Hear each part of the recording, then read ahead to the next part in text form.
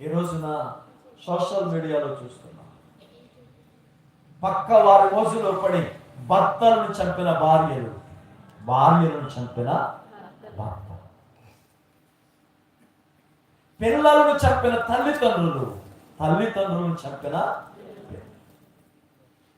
ఎన్ని దృశ్యాలు కనులుండి చూచి చెవులుండి విని మనం ఏం చేస్తున్నాం?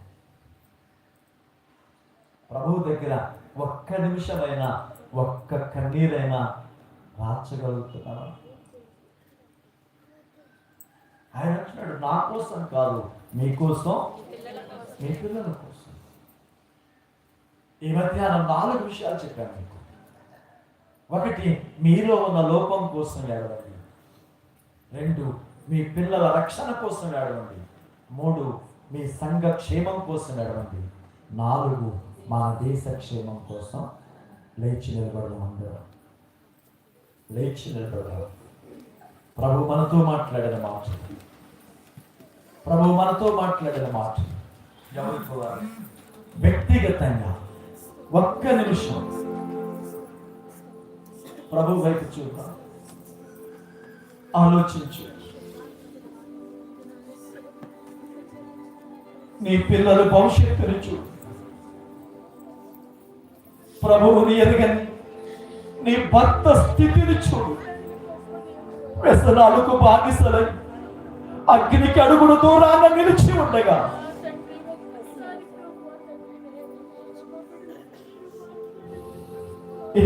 ఈ మధ్యాహ్నపు వేళ అపవాది వలలో పడి అగ్నికి పోతున్న కుటుంబాల కొరకు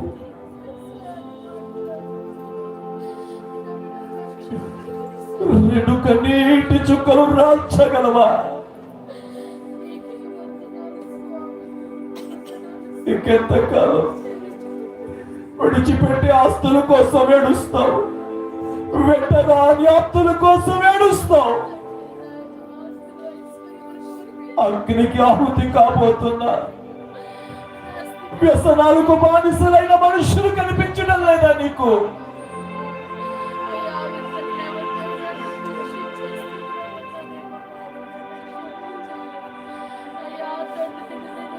నోరు తెరుద్దాం ప్రతి ఒక్కరు.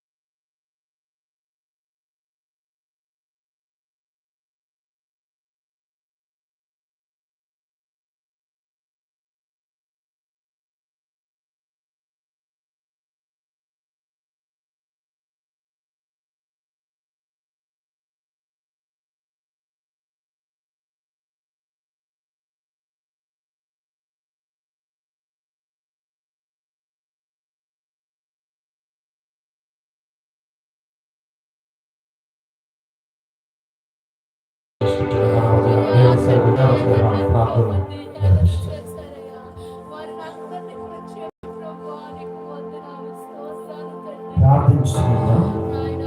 దేవుని యొక్క వాక్యం తెలియజేస్తుంది కదా, దేనిని గురించి చింతపడకూడదు కానీ ప్రతి విషయంలో కృతజ్ఞతాపూర్వక విన్నపములో దేవునికి తెలియచేయాలని దేవుని యొక్క వాక్యం తెలియజేస్తున్నప్పుడు సంఘము కొరకు, దేశము కొరకు, వ్యక్తిగత ఆత్మీయ జీవితము కొరకు, పాపములు ఒప్పుకొనుట కొరకు, మనం ఏ స్థితిలో ఉన్నా, ఏ పరిస్థితిలో ఉన్నా మనం ఆయన ఎదుగు వచ్చినట్లయితే ఆయన మనం ద్రోసి వేసే దేవుడు కాదు.